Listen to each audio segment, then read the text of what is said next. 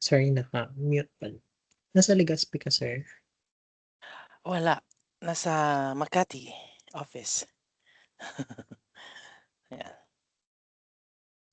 Hindi ka dumalaw dito, eh. Dadala kami diyan. May iba na akong Si pinadala, eh. talaga ba? Yeah.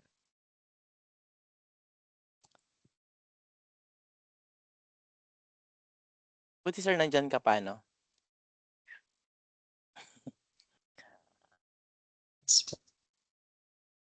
Ayan, so meron pa ba tayong ano?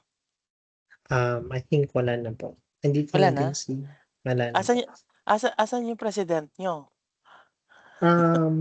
Naka-travel siya kasama yung pa-Korea siya, sir. Oh, okay. So, Personal nag-aasikaso din or siya ng document.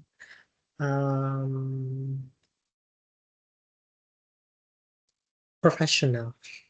oh, nice. Yes.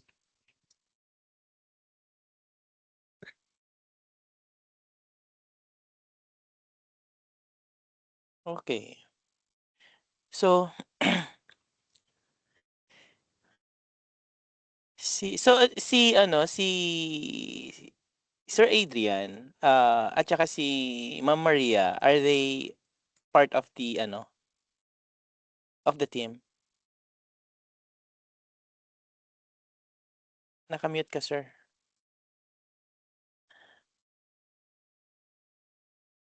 Sir, naka-mute ka. Ayan. They're a member of the organization, sir. Okay. So, ayun, oo. Sino nga yun yung kasama natin, siya yung finance niyo, 'di ba? Yung Yeah, kasama si natin last Riza time. Lee. Oo. Nakikinig siya, sir. Nagig ba sir. ba Yung ba't hindi siya computer na ba't hindi deputy siya speaker mag-join? tapos yung office. Nandito siya, sir. Diyan siya? Lagyan ko po sir ng guest speaker. Hello. Hindi ko siya nasama sa ano, sa invite. Ayan. Hello ma'am, kamusta po? Yun sir. Ayan, so pwede na Sir, yung mag-start? sa apat na logo sir, sa upper right. Kanan ko po sir ng LNT. Ongoing yata meeting niyo, eh. Limang logo, balik ko.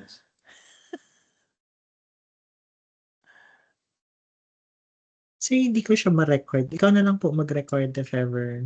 Yes, Okay. Ay na pala naka-record siya. Gagi. Ano, pwede tayo mag-start? Yeah, sure, sir. Pwede na po. Ayun. Sige, okay, good morning again, no? So, kilala niyo naman ako. Hindi po, I'm sir. Rodel from IOM. Ayan, so, si Miss Riza, tama? Riza. Akala ko si Riza. Si Riza May. Riza May Riza. Hello, Oo, Team si Riza. Team Riza. Team Riza. Buti pa siya may love team. Si Mag-donate na Bimbi. tayo. Later na. Ayan. Sige sir, pakilala mo na lang kung sino pa yung mga nasa room siguro para Sila, sir, si Nina and si ED ay member ng organization. Nandito na sa Bitating, but they're under probationary. Kasi Oh. merong process pa na sinusunod si organization pagdating sa membership acceptance. So they have to undergo 3 consecutive activities na participation, and also kasi need siya dun sa SEC registration na mag-fill out dun sa membership form. So medyo nag-strict din si organization, especially na meron na ng legal identity at baka makasuhan. Oh. Ay, pwede pala ako mag-member, no? Yeah, pwede, sir. Ikaw ang aming ano. Ano? So, kailangan mo din mag-undergo ng process. Ayan, sige. So kayo lang ni Riza ang officer, no, na nandito ngayon. So Yung that's trust. is probationary under probation pa yung dalawa. Yeah. Okay. Gusto ko 'yun. Ayan, so yung sa binigay kong agenda, it's ano lang no. Yung una, yun yung siguro need lang natin mag-updating doon sa mga documentations Hmm. na kailangan pa natin. And then of course, yung ating mismong revised budget at saka work plan. And Hmm. if may mga gusto later on gusto kayong i-discuss, doon na lang natin ibasag sa other matters or concern. Okay? So are we good with that? Yeah. Okay. So sige, update lang siguro doon sa update lang siguro doon sa ating siyempre, ganun talaga, 'di ba? Alam niyo naman 'yan, madaming mga documents, no? Yeah. Yes, registered na kayo sa Wave, pero hindi pa fully registered kasi two phases 'yon. Yung first phase, yun nga, yung registration ninyo as prospective vendor, kumbaga. But hindi pa kayo registered as spend authorized. Ibig sabihin, meron tayong lacking na documents pa. Kaya yung dito, yung in-email ko sa inyo, kailangan natin ng local permits or the mayor's permit para mag-push through tayo doon sa full registration natin sa aming Wave system. Kasi kapag hindi tayo na-spend authorized, kahit tapos na natin yung activity, hindi mabababa yung funds sa inyo. Okay? So, ano pa ba yung mga sinan kong ano? Meron tayong SEC, pero yung, ano nga yun, yung parang Certificate of Incorporation, something? Ano ba yung in-email ko sa inyo? Nasend na din namin yung Certificate of Incorporation, sir. Yung bylaws, articles of incorporation. Lahat na send na po. Tsaka yung bank. Hindi yung bank certification. Ay, kasi nandun ba? Saan siya? Wait Yes. lang. Sige, double check ko na lang. So if that's the case, na-receive ko naman na yung hindi pa ako nakakapag-reply. Na-receive ko na yung ID. So bale sa part niyo si ano na, ang signatory sino to? Si President. So hindi na ikaw, Sir Eman. Kasi siya yung nandun sa ano, no? Siya yung nandun sa contract. Okay. Doon sa administrative, sir, kami yung dalawang contact, si treasurer at si ED. Pagdating doon sa signatory ay si president, since siya yung pinaka-highest governing body ng organization. Okay. Ayun. And then, may isa pa eh. Meron ba kayong ano, yung, di ba meron tayong structure? And then, nakalagay kung ano yung mga rules. And meron ding code of conduct ang organization. Ang alin, sir? Code of conduct. Sa ngayon ay wala pa kaming code of conduct, but we have MOP. What's MOP? Manual of Manual of Manual of Operations. Manual of Operations and PISEA. Okay. Speaker. Manual of Operations. And PISEA policy. So meron na kayo. That's nice. Okay. So may MOP. Okay. So, I think okay naman na siguro to. Kasi may PISEA naman na kayo. If ever, pasend na lang din ng copy ng MOP tsaka ng PISEA. Okay. Sige. So, congratulations. Kaso, kayo natagalan. Naantay, ano? Grabe. Kasi sayang naman din. At least, ang ating contract agreement ay signed na. Hindi pa ako nakakapag-send ng copy pala, sorry. Sorry, so utang ko yun. So bali ang nilagay ko doon is ang officially start natin for the activities ay August 1. So in-extend namin siya hanggang January 31. So that's 6 months. No, 6 months. And siguro binigyan lang namin kayo ng after the implementation, merong 1 month to prepare the final report. Okay? So okay na tayo sa documentation. Siguro from time to time, basta ikaw ang contact ko Sir Eman for that pag may mga kailangang additional kung mayroon lang kung may mga kulang doon sa ating documentation na. Okay. And also, sir, So mag-create siguro ako ng group chat para for kung us. hindi ako parang hindi Yes. ako makapag-respond, merong Kung sino yung mag-respond. pwedeng mag-response. Oo, kasi sobrang busy mo eh. Okay, so now allow me to share my screen. Okay. Nakikita niyo, sir? Nakikita niyo po? Kasi hindi ko siya nakikita. Yes po, nakikita siya. Ay, wait. Malakas. Malaki. Ayan. Visible naman. Yes po. Okay, so yung nakikita natin, ito yung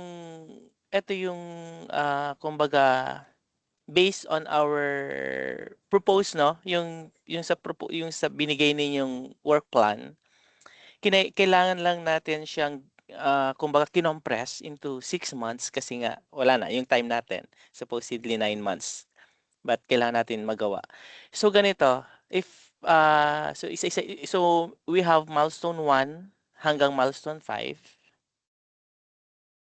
So ang kailangan natin gawin, hindi ko ba 'to na-email sa inyo?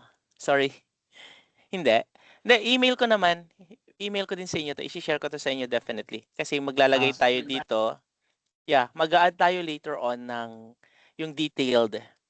So for milestone 1, 'di ba ang ano ba 'to?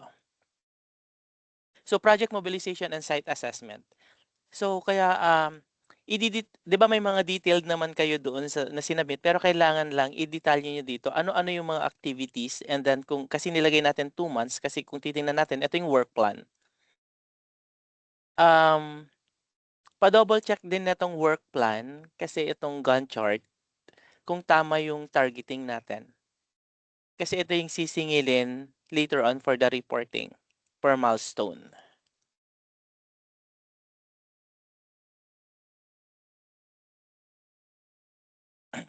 Okay? Ayan, ang likot ni Sir Eman.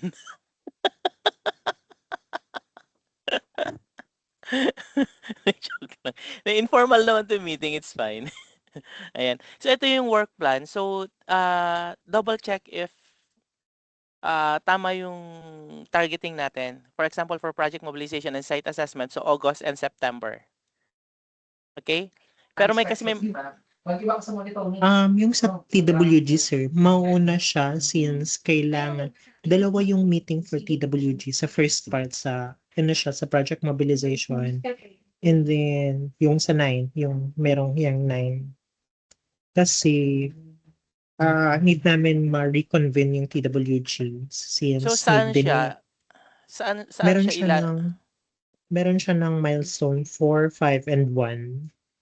Kasi ganito. Sige. Ah, Isi-send ko to sa inyo para plus maglagay kay dito sa 'di ba ito yung per milestone. Ika-copy niyo lang to sa another sheet and then dito niyo ilalagay yung for example, yung milestone 1. Ilagay niyo lahat. I-identify niyo lahat ng mga activities na gagawin. Okay, and then 2 months and then adjust niyo na lang din tong mali. Adjust niyo tong work plan kung anong month niyo siya target. Pero Sige maganda sana kung yung milestone ninyo kasi ganito, tulad nung mga nabanggit na nung unang mga panahon, for example, itong milestone 1 natin, kapag, 'di ba mag-start siya ng August and September. So, 116 and 9, kasi dun sa co-financing parang 9.5 lang. Kasi nung kinompute namin, ito lang yung parang na-identify, nagagastusan nung co-matching. Pero since pwede naman siguro no manghiram muna dito habang ginagawa to kasi after implementation lahat ng activity kasi hindi naman namin siya i-check per hindi siya per resibo, hindi naman namin titingnan kung 116 talaga yung nagastos ninyo for this activity, no? So most likely ano lang yon, kumbaga yung mga receipts attachment lang at saka yung sa inyo din na part. Pero ang titingnan talaga namin, nagawa ba lahat ng activity na dapat magawa? per milestone. And then, kasi magpapasa kayo ng report, based doon, na-email ko na ba, sir, yung ating annex na gagamitin? Hindi pa po, sir. Hindi pa, Opo, okay. sir. So, Hindi pa. hindi And yung pa. ano din, sir, hingi din po sana kami ng instructions pag fill out ng mga financial documents, especially paggamit ng mga acknowledgement receipts, paggamit ng itinerary or travel form, Ak- mga ah, ganong forms na Doon sa gagamitin. Annex C, wala naman, hindi kami mahigpit doon as long as, kasi usually ginagawa natin, 'di ba? Parang kumbaga sa inyo din, alam to ni Riza kasi bilang accountant.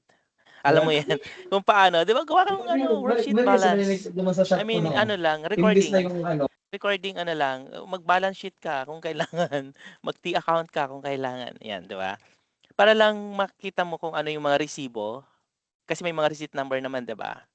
Or acknowledgement receipt number. So, yun lang naman, ipo-post nyo lang yun. And then, usually kapag maraming resibo, dikit-dikit lang sa bond paper na use. Then, attach mo doon. Ganun lang siya. Kasi hindi naman namin i-check bawat resibo later on. Kasi ang importante, kasi ang itatanong sa inyo, once na nag-validate kami, pag pinasa nyo yung report sa amin, yung Annex C, bababa kami or ganito online, i-double check namin, nagawa nyo ba tong mga activity na to? Yun. Hello, sir. Under ito ng Yes. European Union, no? Yes, EU. Mm. Yun, ang kailangan lang natin siyempre, for example dun sa mga activities, we need documentation. Like yung mga photo documentation, ganyan. Kaya nga, baka meron kayong mga site photos, photos na ng mga site targets natin.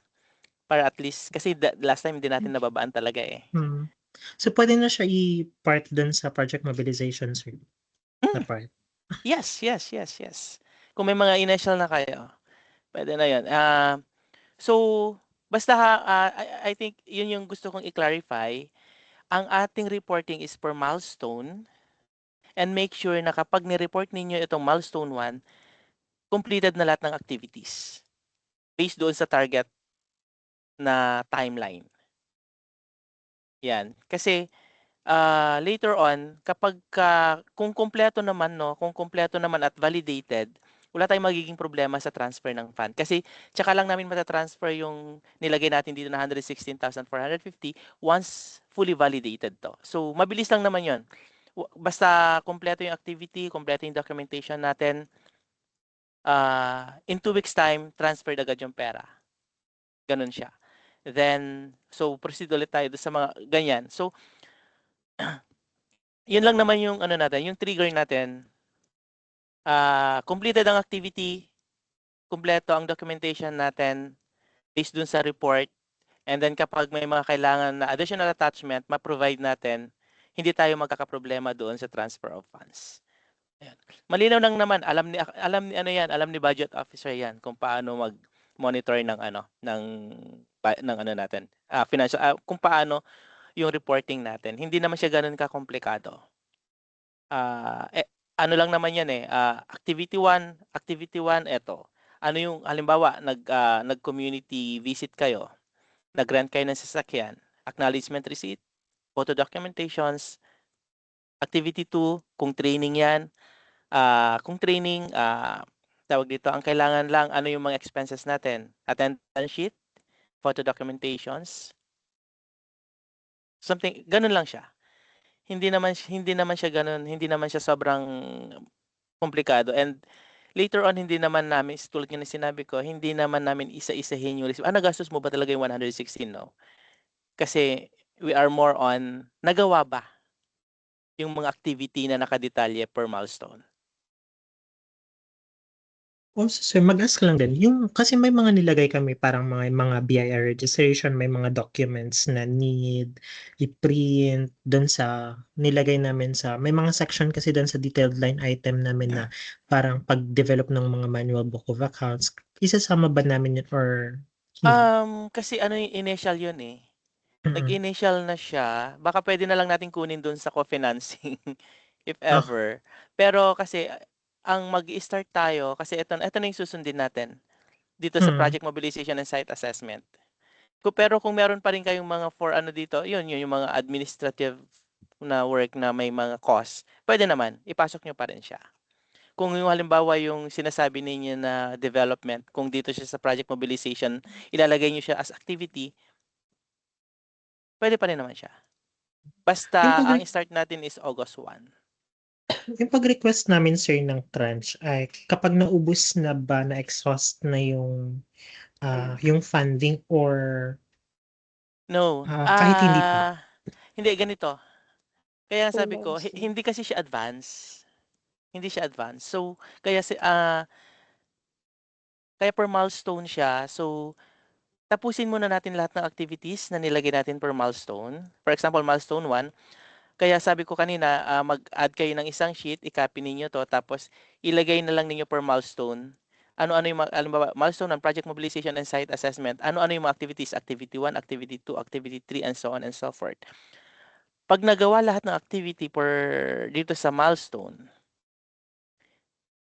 gagamitin nyo yung Annex C to do the report, no?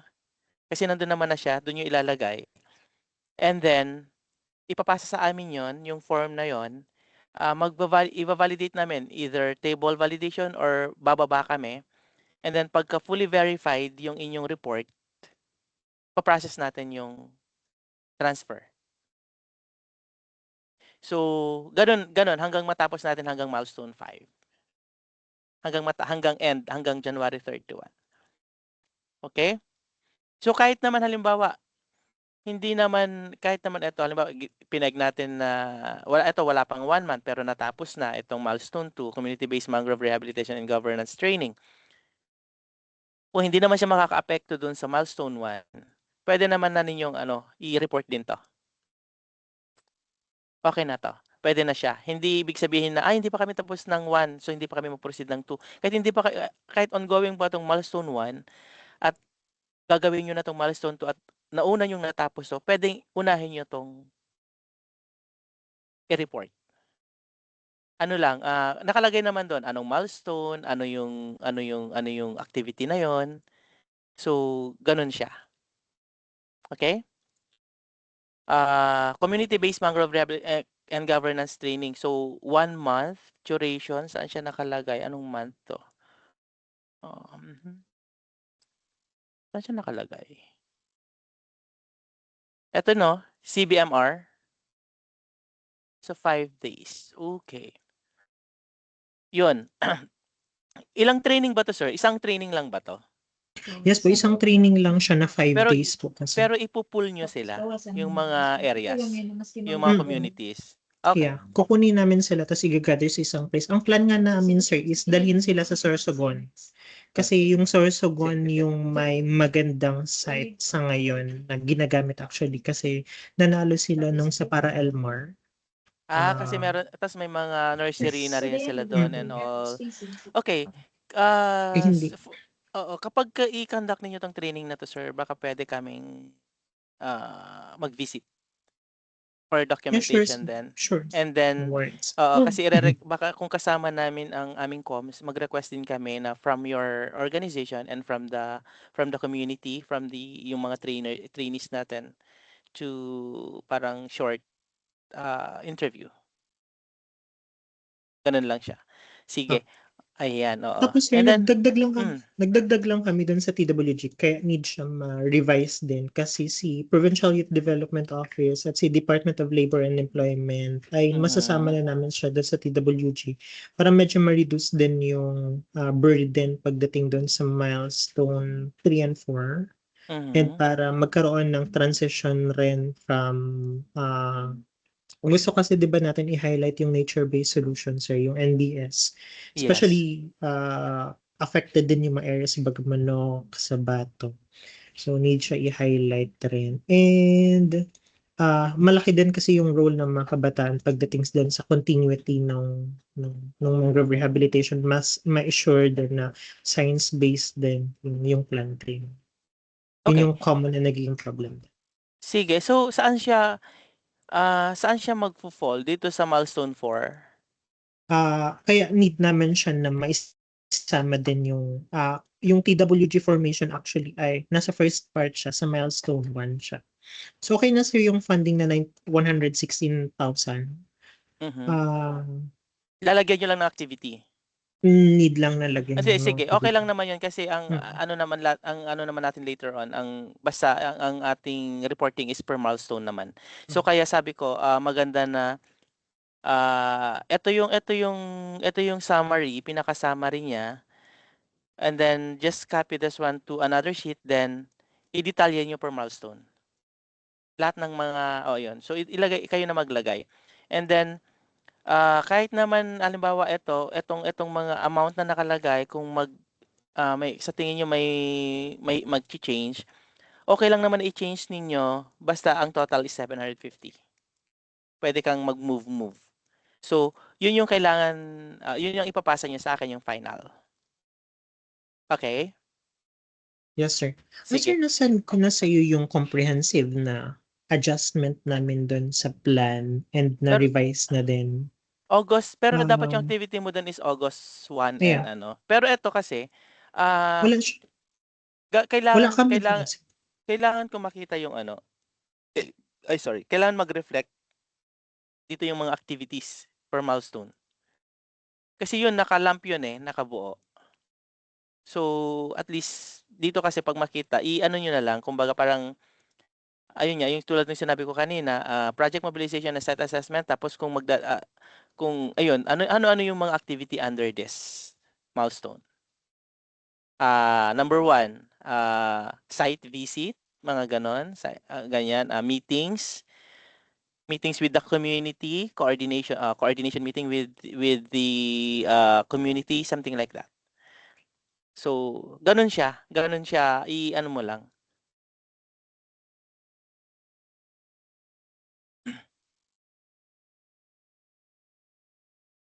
Clear tayo dun, Yes, sir? sir. Yeah, Oo. clear, sir. Oo, kasi kung halimbawa, pwede naman kung ang TWG mo ay meron per milestone, okay lang, ilagay mo lang kung ano yung activity. TWG, ilagay mo siya as activity para later on kapag nag-report tayo, ini-report natin tong milestone 1, tapos na natin lahat, including that, yung TWG formation or whatever, or meeting. Dito pa rin siya nakasama, and hindi hindi natin, pwede siyang, kumbaga reported na siya as tapos na.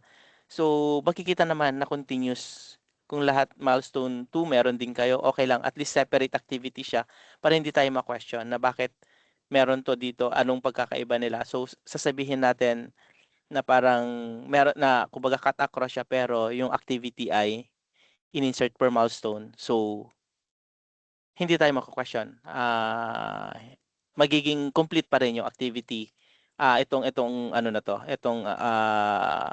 ano tawag dun, etong milestone na 'to na-reach, kumbaga na-meet pa rin natin kung ano yung objective natin for this, milestone. Okay?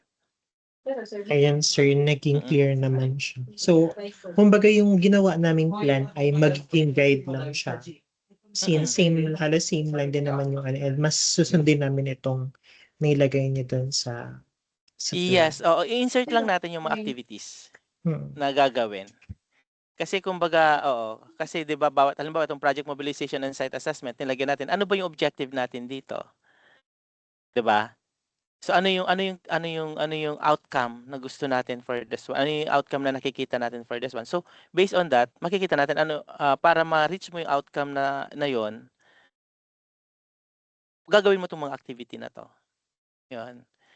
Para at least hindi, ano siya pa rin, buo pa rin siya. So hindi rin tayo mahirapan sa reporting.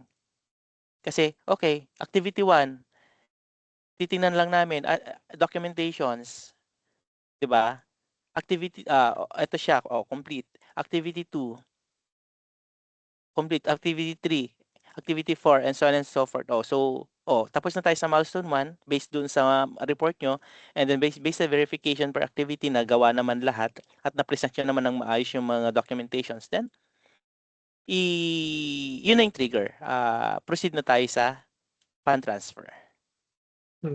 Kasi Oh. we're also planning din, sir, na si TWG ay ma-form yung pinaka-final by around second week ng September. Yun yung pinaka-sure namin magagawa. Mhm.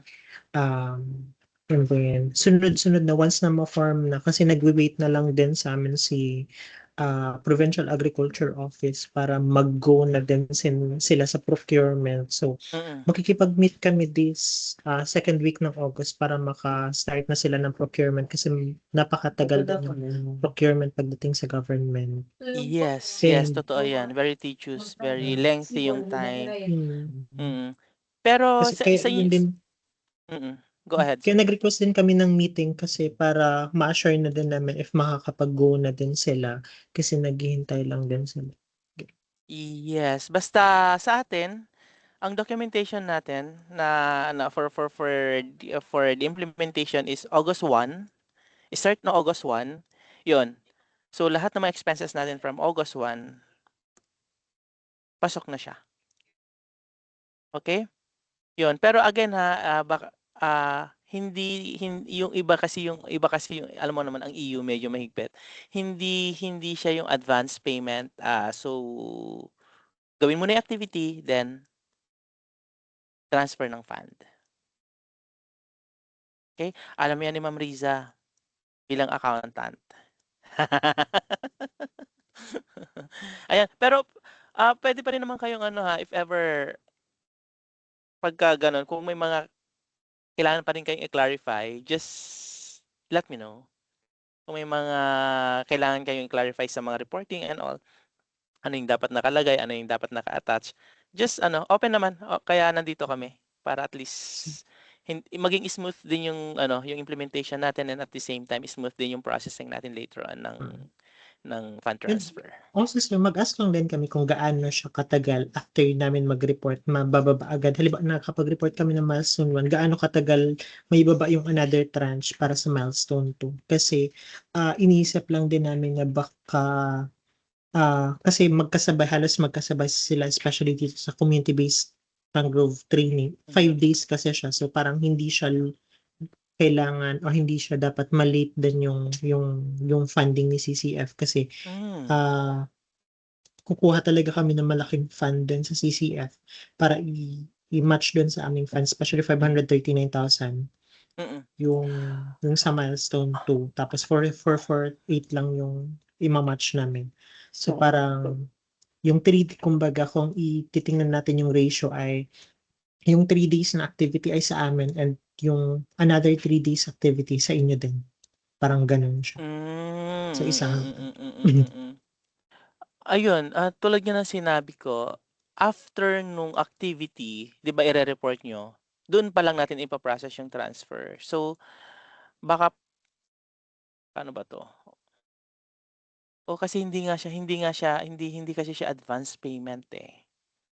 So, hindi naman siya from the reporting, pagka mga 2 weeks bago ma-transfer. Basta kumpleto yung documentation natin.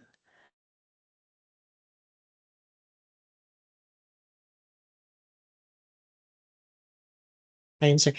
Ano ko lang, sir, clarify ko lang din sa finance namin kay Ate Liz na halimbawa meron pa kami ng running balance dun sa milestone 1 ay magagamit pa din namin siya as we go on sa milestone 2 habang piniprepare namin yung sa milestone 2. Yes, kasi sabi ko nga, tulad ng sinabi ko, kanina, hindi na yung kumbaga halimbawa 116 yung nilagay niyo diyan, 'di ba? Tapos ang nagastos niyo lang 100,000. Hindi naman 100,000 yung ita-transfer sa inyo. Yung buo pa din, regardless. Pero pero dapat lahat ng activities na naka-indicate per milestone 1 ay nagawa lahat and fully verified. So pwede naman siya.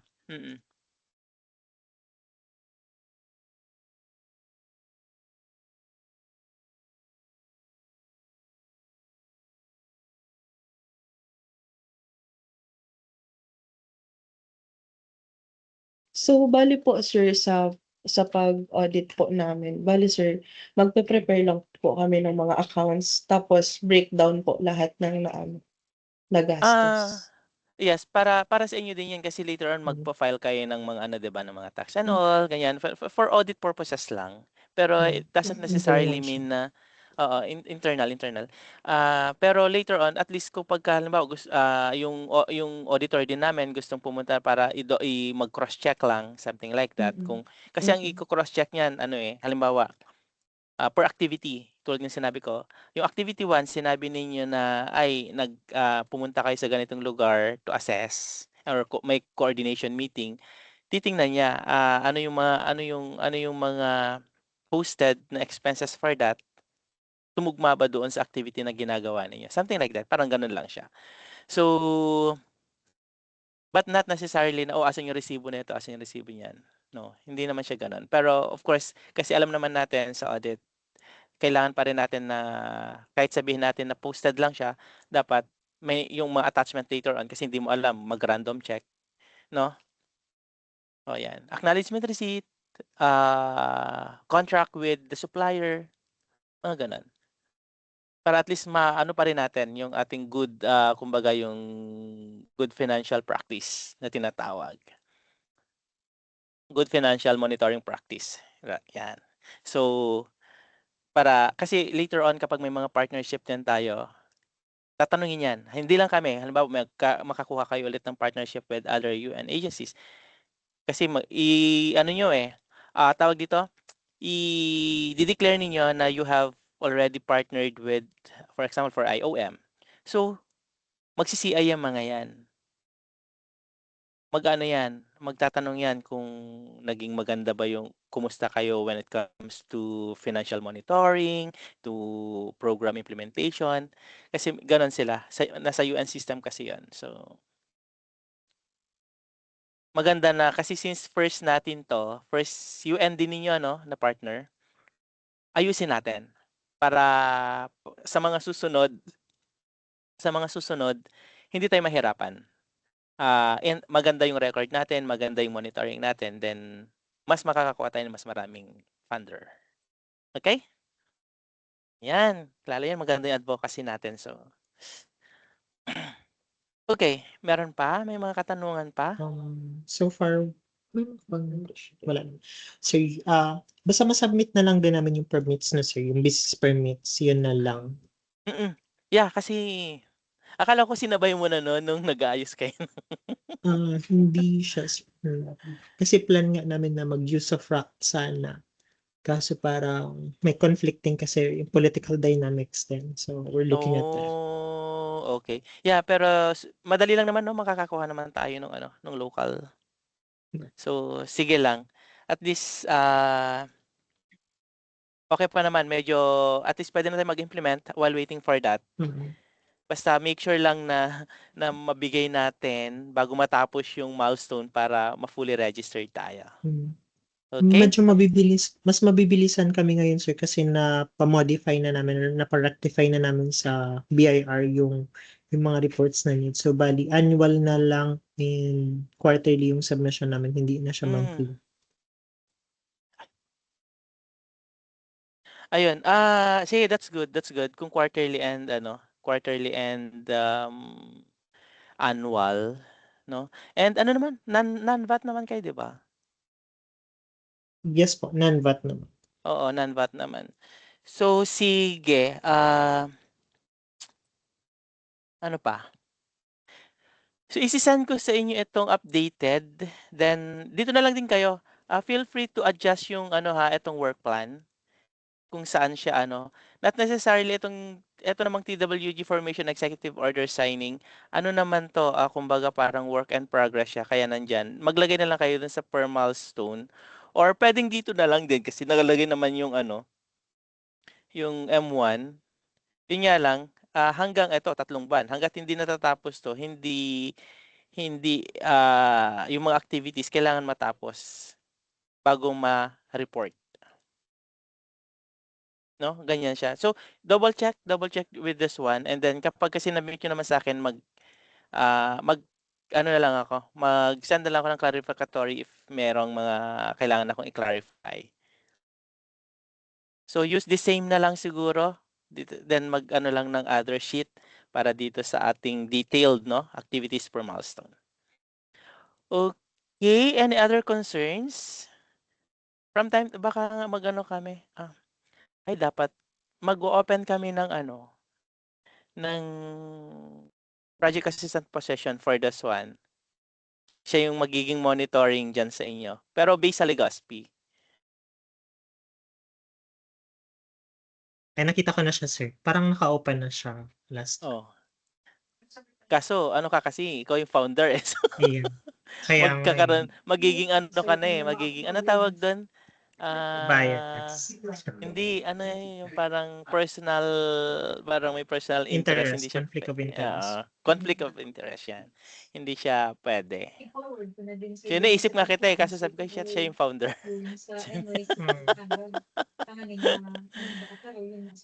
Ayun. Some other time, pag merong mga Ayan. Mag-stay ka pa naman, no? Yes, Tatapusin natin to. Yes, sir. Project. Tatapusin na. Kasi nag-masters na din. Congrats. Nakita ko yung post mo. Galing. Anong masters mo? Public administration lang, sir. Yung available kasi. That's fine. Okay lang yan. Aral-aral habang maaga pa, habang bata pa. Si Madam Riza, wala bang balak mag-board? Soon, asawa mo na siya. Joke lang. Joke lang. Priority yung asawa. Joke lang. Ayan.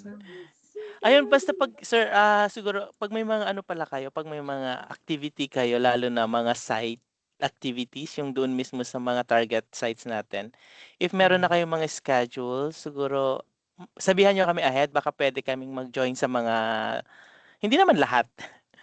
So, may mga lang, may mga, kung kaya mag-join kami para at least, makita namin, makatulong kami sa documentation for kung paano yung mga coordinations na ginagawa and yung mga site mismo na na natin na mga targets. Okay, ano pa? I think wala naman. May question pa. Picture Wala na lang naman, tayo siguro, sir. And then, hingi kami nung recorded na audio or video pala. Dito. Okay, sige. Pwede kayo Sure. mag-open ng Kamati, LJ, Aaron, and Luffy Monkey. Sino si Luffy Monkey? Hindi ko rin. Luffy Monkey, no? Ano ba yan? Invader. Sige. Pwede mo, sir, i-leave na yung... Ay, okay, sorry. Yeah. Naka-share pa pala ako. Yes. Pwede kayo mag-open ng mic. Ati LJ, Luffy Monkey, Aaron. Ay, ano lang. Or baka ikaw yung Luffy. Sige, 1, 2, 3. Ayun naman. Yeah. Okay na? Yeah. Ayun na, sir. Okay na. Thank you so much. Ayan, thank you so much. Thank you so much. Okay. Thank you. So, message lang ha. Sir, ikaw na gumawa ng natin? Ng, tawag doon? Group chat. Para Yes, doon na tayo mag, message lang. And pag may mga kailangan. Ano, sir? Then, isasend ko sa inyo yung Annex C. Tapos, etong revise budget plan. Para lagyan nyo ng tawag doon? Yung activity. And sabi nyo naman, na-send nyo na yung Certificate of Incorporators. So, i-double check ko na lang doon sa email. Okay? So, sure, wala na? Wala na po. Question? Ma'am Riza? Wala na, boss. Kumusta naman ang mga followers? Hello, Team Rights. Team Riza pala. Ayan. Sige. So, maraming salamat po. See you soon, S. Thank you, sir. Bye-bye. Visit ka muna ng IOM Legazpi. Wala naman ako doon. Sige, hanapin niyo si Sir Ray. Pag pumunta kayo, pakilala lang kayo. Ayun, Hanapin na-meet niyo ka na si sir. Sir Siya Ray? yung project manager. Yes. So, yeah, visit lang kayo doon. Dito sa Manila, hindi. Meron kami ipapadala. Kaya siya Kami yung na lang. nag-visit. Kami na lang pumunta dyan. Yes. Soon. Okay. Alright. Thank you so much. Magandang araw po sa lahat. Bye-bye po. Bye, sir.